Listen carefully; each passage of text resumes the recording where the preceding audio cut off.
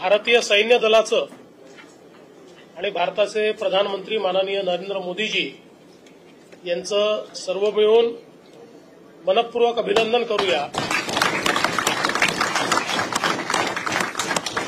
अतिशय प्रिसिशन पद्धतीनं air strike करून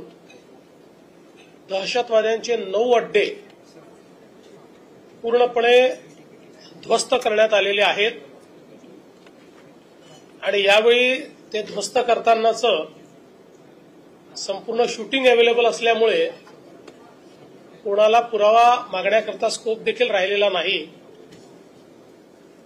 आणि मला असं वाटतं की सर्व भारतीयांकरता अभिमानाचा असा हा दिवस आहे की आमच्यावर झालेला हल्ला हा भारत सहन करणार नाही, तर भारत त्याचा योग्य पद्धतीनं बदला घेईल। तो आपण आज घेतलेला आहे आणि विशेषतः ऑपरेशन सिंदूर हे नाव मला असं वाटतं की अधिक बोलकं आहे, म्हणून पुन्हा एकदा आपण सगळे मिळून भारतीय सैन्य दलाचं आणि भारताच्या प्रधानमंत्र्यांचं या ठिकाणी अभिनंदन करू।